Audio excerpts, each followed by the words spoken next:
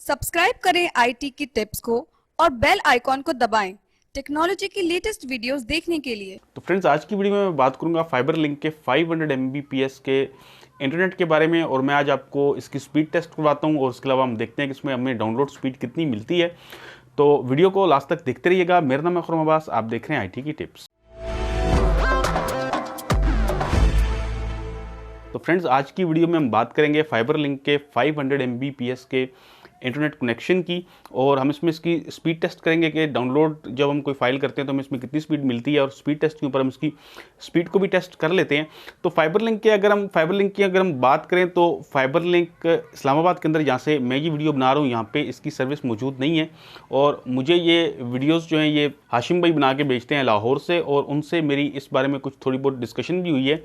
और इसके अलावा फाइबर लिंक के ऊपर मैं पहले भी कुछ वीडियोस बना चुका हूं। तो यहाँ पे मुझे जो लोगों का फीडबैक आया है वो ये आया है कि अक्सर औकात लोग ये कहते हैं कि फाइबर लिंक की जो सर्विस है वो अच्छी नहीं है, और उस पर आपको इंटरनेट के हवाले से काफ़ी ज़्यादा शिकायत का सामना रहता है। इसके अलावा जो मैंने अपने तौर पर लोगों से पूछा तो मुझे ये पता चला कि ज़्यादातर जो उनकी सबसे बड़ी प्रॉब्लम है वो ये है कि जब आप फाइबर लिंक के लिए एप्लीकेशन दे देते हैं कि आप फाइबर लिंक का इंटरनेट लगाना चाहते हैं, तो इसके बाद ये लोग आपसे पेमेंट ले लेते हैं, और पेमेंट लेने के साल साल तक ये लोग आपको इंटरनेट सर्विस प्रोवाइड नहीं करते हैं। फाइबर लिंक की सबसे जो ज़्यादा कंप्लेन है वो ये है। और फाइबर लिंक का मौक़िफ़ इस बारे में ये है कि हमारे पास रिक्वेस्ट जो है वो बहुत ज़्यादा होती हैं, इसी वजह से इंटरनेट कनेक्शन देने में डिले हो जाता है।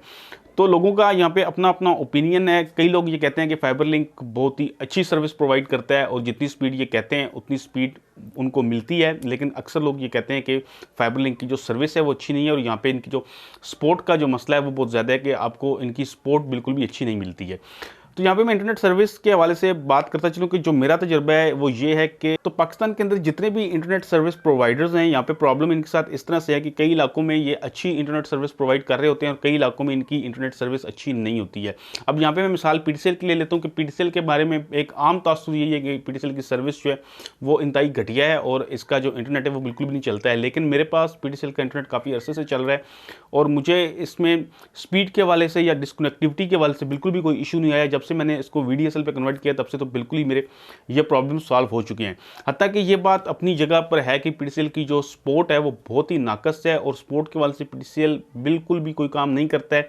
कोई भी आपको प्रॉब्लम आ जाती है, आप इनकी हेल्पलाइन पे फ़ोन करते हैं तो वहाँ पे आपकी प्रॉब्लम को सॉल्व नहीं किया जाता है। मेरे साथ भी एक मसला रहा है कि मैंने पोर्ट फॉरवर्डिंग का एक इशू मुझे इनका रहा है, और ये पोर्ट फॉरवर्ड नहीं करते हैं। इनकी पॉलिसी है कि ये पोर्ट्स को फॉरवर्ड नहीं करते हैं, और ये आपको कभी बताएंगे भी नहीं कि ये पोर्ट्स को फॉरवर्ड नहीं करते, बल्कि ये आपसे रिक्वेस्ट ले लेंगे और उसके बाद ये कुछ बहाने करते रहेंगे, और उसके बाद इसका कोई भी आपको प्रॉपर रिप्लाई नहीं मिलेगा।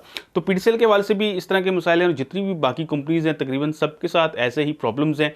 कई कई इलाकों के अंदर इनकी सर्विस अच्छी होती है, कई ऐसे प्लेसेस होते हैं जहाँ पे सर्विस ये अच्छी प्रोवाइड कर रहे होते हैं, और कई ऐसे इलाके होते हैं जहाँ पे इनकी सर्विस अच्छी नहीं होती है। ये तमाम इंटरनेट सर्विसेज प्रोवाइडर्स जो हैं इन सब के साथ ऐसी मसला है। अभी फाइबर लिंक की मैं आपको बात करूँ तो फाइबर लिंक के साथ ये प्रॉब्लम है कि ये लाहौर के अंदर या जहाँ जहाँ भी ये सर्विस प्रोवाइड करते हैं, तो वहाँ पर कुछ इलाकों में तो इनकी सर्विस अच्छी होती है, तो वहाँ के लोग ये कहते हैं कि सर्विस बहुत बेहतरीन है, और कई इलाके ऐसे होते हैं कि जहाँ पर इनकी सर्विस अच्छी नहीं होती। तो मेरी आपको सजेशन ये है कि आप जब भी कोई इंटरनेट सर्विस ख़रीदें तो पहले आसपास के लोगों से पूछ लें जिन्होंने उसी कंपनी की इंटरनेट सर्विस ली हो कि सर्विस कैसी है, उसके बाद आप इंटरनेट सर्विस ले सकते हैं। ये ज़रूरी नहीं है कि आप किसी एक कंपनी को रिलाई करें कि अगर मैं ये कह रहा हूँ कि यहाँ पे पीटीसीएल मेरे पास बहुत अच्छा चल रहा है, तो हो सकता है कि आपके इलाके में भी पीटीसीएल बहुत अच्छा चल रहा हो। ये ज़रूरी नहीं है, हो सकता है कि आपके इलाके में लाइन्स की कंडीशन ख़राब हो और वहाँ पर इंटरनेट आपको अच्छी तरह से ना मिल रहा हो। तो चलते हैं पीसी के ऊपर, मैं आपको फाइबर लिंक की स्पीड टेस्ट करा देता हूँ, और उसके बाद हम फाइल्स को डाउनलोड करके देखते हैं कि क्या स्पीड मिल रही है। तो सबसे पहले हम यहाँ पे इसकी स्पीड टेस्ट कर लेते हैं कि हमें स्पीड टेस्ट पे कितनी स्पीड मिल रही है।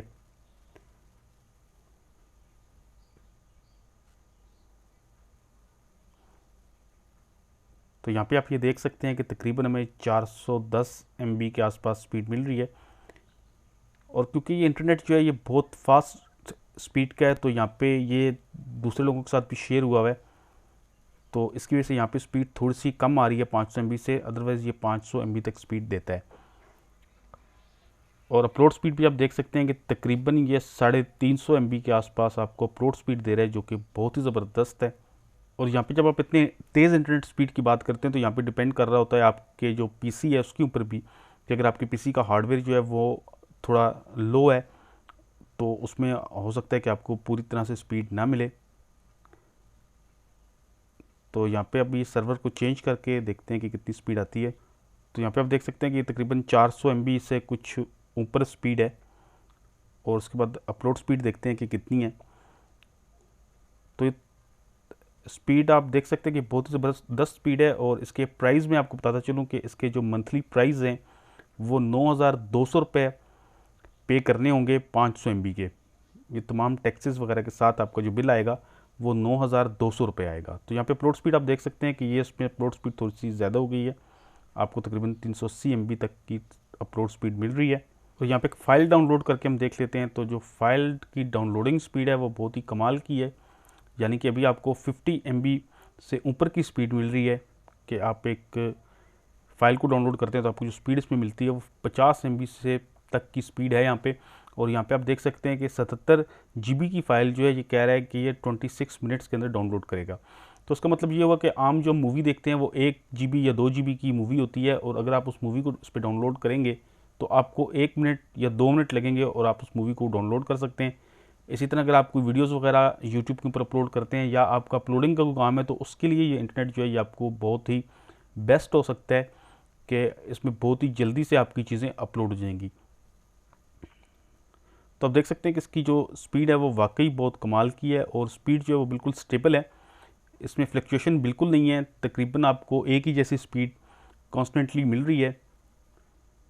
तो ये आप देख सकते हैं कि यहाँ पे आपको तकरीबन 50 MB आप कह सकते हैं कि ऑन एवरेज स्पीड जो है आप 50 MB तक आपको मिलेगी। और इसमें एक बात आप याद रखिएगा कि इसमें अगर जब आप ये इंटरनेट लेते हैं तो इसमें जो आपका हार्डवेयर है उसके ऊपर भी बहुत डिपेंड करता है कि वो भी अच्छा होना चाहिए, तब आपको इस तरह से स्पीड मिलेगी। इसमें आपका राउटर जो है वो अच्छा होना चाहिए। इसके अलावा आप जिस पीसी के ऊपर इंटरनेट इस्तेमाल कर रहे हैं उस पीसी की परफॉर्मेंस भी अच्छी होनी चाहिए। तो दोस्तों उम्मीद करता हूँ कि मेरी आज की वीडियो आपको पसंद आई होगी। अगर आपको मेरी ये वीडियो पसंद आई है तो इसको लाइक कर दीजिए, मेरी वीडियो को अपने दोस्तों के साथ शेयर कीजिएगा ताकि उनको भी इस तरह की इन्फॉर्मेशन मिलती रहे। टेक्नोलॉजी के हवाले से मजीद वीडियोस देखना चाहते हैं तो आप मेरे चैनल IT ग्रिप्स को सब्सक्राइब कर सकते हैं। वीडियो देखने का बहुत शुक्रिया। अल्लाह हाफिज़।